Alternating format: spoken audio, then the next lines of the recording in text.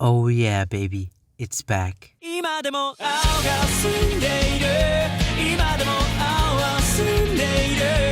After nearly 3 very long years, Jujutsu Kaisen is back, and everybody and their grandma is excited about it. We all thought the episode last week was good, with Gojo getting absolutely annihilated, which, by the way, looks 10 times worse than it does in the manga. In the manga, Toji just stabs him a few times and lets him fall to the ground, but in the anime, he just keeps wailing on him like an animal. But in this week's episode, Gojo says, "Hold my blindfold, we're running this shit back," and delivers one of the most orgasmic beatdowns seen in 1,000 years. Even though the fight is amazing and has Gojo kicking ass, it still feels somber because there's nothing to celebrate after what happened in the last episode, and it's things like that that make this season, as the title of the video says, peak shonen. A small detail you might have missed, which I thought was insanely cool, is that every time we see Toji fight, there's no hype music in the background, and if there is, it's really minimal. In the first fight, which was more of just a fucking assault, let's be honest, once Toji gets in on Gojo, there is no music, just an eerie background noise. But you wanna know the best part? I think the music in the fights is supposed to symbolize cursed energy being used, but since Toji has none, there's no music. The faint sound we hear while Gojo gets his British citizenship is the curse technique from the inverted spear of heaven.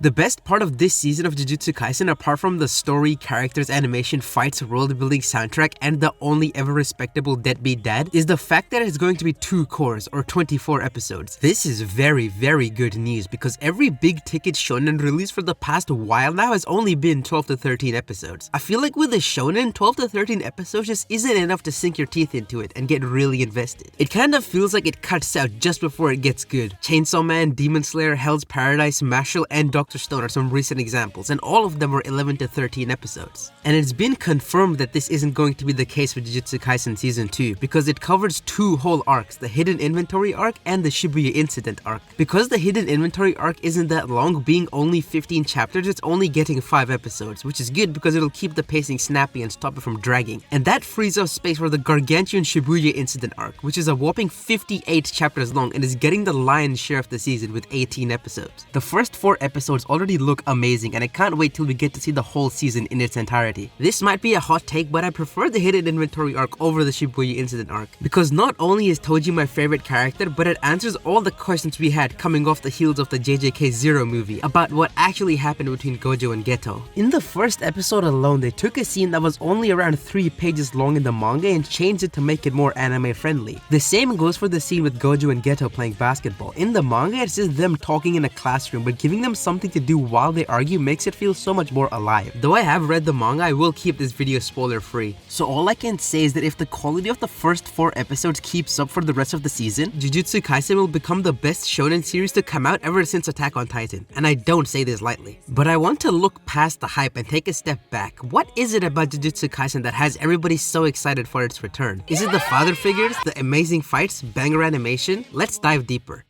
Jujutsu Kaisen started airing in the fall season of 2020 and carried through into winter 2021, candidates for some of the greatest anime seasons of all time. These seasons were absolutely stacked with continuing shonen, being Fire Force, Dr. Stone, and Attack on Titan. Other shows that were airing in this period include, but sure as hell aren't limited to, Re:Zero Season 2 Part 2, Skate the Infinity, Beastars Season 2, and Haikyuu Season 4, as well as popular continuing shonen One Piece and Black Clover, all at the same time. JJK had to fight an uphill battle wearing nothing but butter-smeared Crocs with a rusty frying pan. Really scraping the bottom of the barrel with these analogies today. So to say that Jujutsu Kaisen had some competition would be a massive understatement. But the part of the manga that season 1 had to adapt wasn't as riveting as the hype would have you believe. Like a lot of shonen, it takes a bit of time to pick up in quality. So how did season 1 of the anime become such a resounding success that it beat out Chainsaw Man in its release? For that, we have to talk about the studio that has been on the most godlike, never before seen, devious, diabolical, and downright legendary run for nearly 3 years now. Studio MAPPA. In the 2021 season that I mentioned before, MAPPA was airing both Attack on Titan Season 4 Part 1 and Jujutsu Kaisen at the same time. Not only this, but I think it's safe to say that the Jujutsu Kaisen Zero movie, Chainsaw Man, and Attack on Titan Season 4 Part 2 were in production as well. And if we compare them side by side, it's easy to tell which horse MAPPA chose to bet on. The CGI being the big glaring problem that most people had an issue with in Attack on Titan and Chainsaw Man. In Attack on Titan's case, the art style shift was much more more jarring than the CGI, but that's just me. But Jujutsu Kaisen had none of these problems. Every animated sequence from the beginning was gorgeous. And to make sure people didn't just drop it after a single episode, episode 1 ended on the perfect cliffhanger. And then it actually delivered on it the next episode. All the CGI used in Gojo vs Sukuna round 1 is fantastic because it's blended and hidden really well, so you don't notice it unless you actively look for it. And this is also the case with episode 1 of season 2. The environments in that haunted house segment, I don't know what else to call it, they're all 3D, but they look fine because they aren't being put in high octane scenarios where the 3D can look kinda janky like it did in Chainsaw Man. As soon as things start getting hectic, we seamlessly switch back to hand-drawn frames. These very well animated fights by MAPPA were complemented extremely well by Akutami's unique style of fight choreography. The way Jujutsu was intertwined seamlessly with hand-to-hand combat made the high-octane fights borderline addicting to watch. Other examples apart from Gojo vs Sukuna round 1 are Yuji and Todo vs Hanami or Nanami vs Mahito round 1. And since the story and world revolves 90% around throwing hands, Akutami's choreography and MAPPA's animation was a deadly combination. Speaking of Jujutsu, the power system was really in-depth, but not in an over-the-top confusing way. If you think about it, it was really simple at its core. Jujutsu sources have cursed energy, which they can either use to enhance their body for defense or offense in physical combat, like a cursed energy infused punch or block. They can either shoot out raw cursed energy or use their cursed energy for their cursed technique. That's literally it. The complexity came in when talking about different characters and their different techniques and how they interacted with cursed energy. The way cursed energy and techniques are set up leaves almost infinite possibilities when it comes to unique character designs and techniques. I feel like cursed energy is the spiritual successor to Nen from Hunter x Hunter because it shares the same complex nature and has the same room for creative and versatile character designs. There was a talking panda, a doctor, forcibly creating a weak spot, summoning techniques, and a million more. Characters with strong cursed techniques were important to the story not only because of their cursed techniques power level, but how the characters revolves around their power and how it impacts the world and the story. Speaking of the story, Jujutsu Kaisen's story is one of those anime manga stories that falls into what I call the shonen but not really category. Other shows in this category are things like Attack on Titan, Chainsaw Man, and at a stretch Hunter x Hunter. They have a lot of similarities to shonen when it comes to things like power systems or character tropes, but story-wise there's one simple thing that I think pushes it onto and sometimes over the line into a seinen, and that's that things actually go wrong, badly.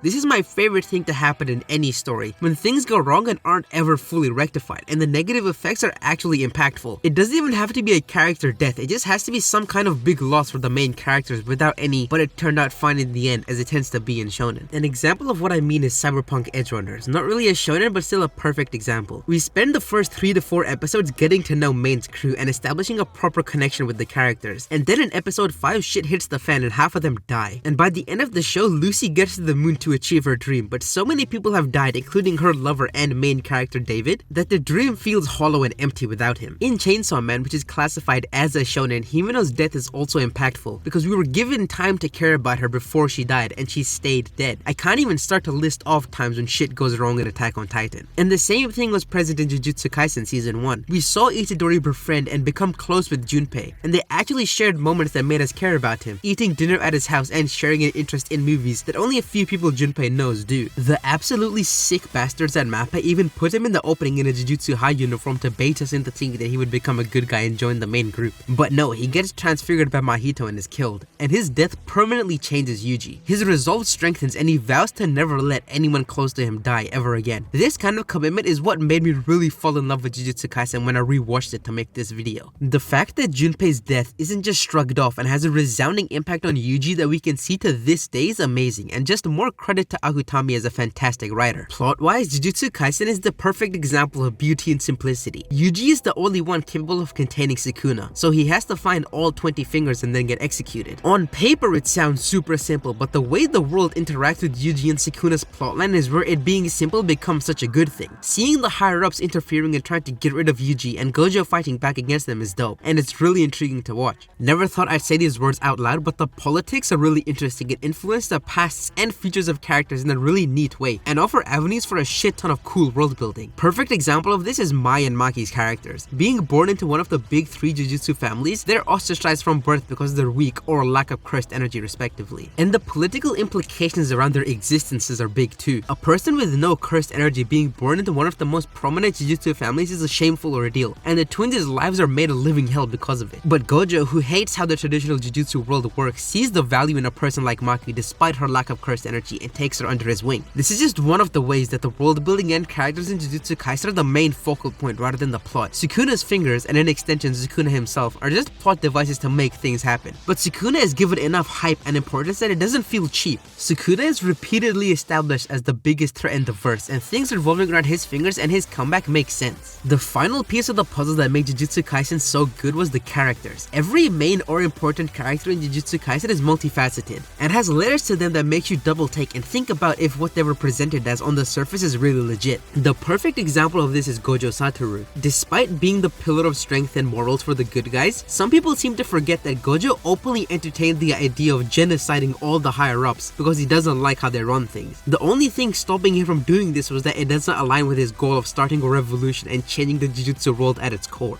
In a lot of other shonen, arrogant characters often get what's coming to them and are humbled and become more mellow, but Gojo's strength and power is written in such a way that it transcends tropes and stereotypes. Whereas someone like Jiraiya dies to pain and then Naruto beats pain for a real thematic revenge thing, Gojo will never even be in a situation where dying is even a possibility. Geto makes this abundantly clear in season 1, where he says that he's literally too strong for anyone to beat, so they have to seal him away instead. Toji and Geto are more relevant examples from season 2 of good writing, but since this video is spoiler free, I won't get too deep into it. Not only are the characters well written, they're just fun to watch. The banter they have is endearing, and none of them feel like they're archetype fillers like in other shonen. And the funny moments don't feel out of place or jarring like a forced one-liner from a shitty Marvel movie. When they do happen, they serve to break the monotony in a cheerful way, at times when things don't need to be that serious, except for maybe this one. And now with season 2 coming out, there's definitely going to be a tone shift back towards what things were like in the Junpei arc, back from the kind of happy vibes in the exchange event arc. The exchange event arc was kind of slow in the beginning because nobody could actually die while fighting each other, but the point of the exchange event is to introduce all the people who are going to be involved in the Shibuya incident and get their backstories and all that shit out of the way so that the Shibuya incident can focus purely on what's happening in the moment. The arc is 58 chapters for a reason, and it's extremely dense with a million different moving pieces, and they can't waste precious time having to go over the characters' backstories. If executed well, the Shibuya incident could become one of the greatest shonen arcs of all time, and the way Jujutsu Kaisen's been handled by MAPPA so far, the outcome isn't in any doubt. It's gonna be a banger, and I'm happy I get to experience it alongside all of you.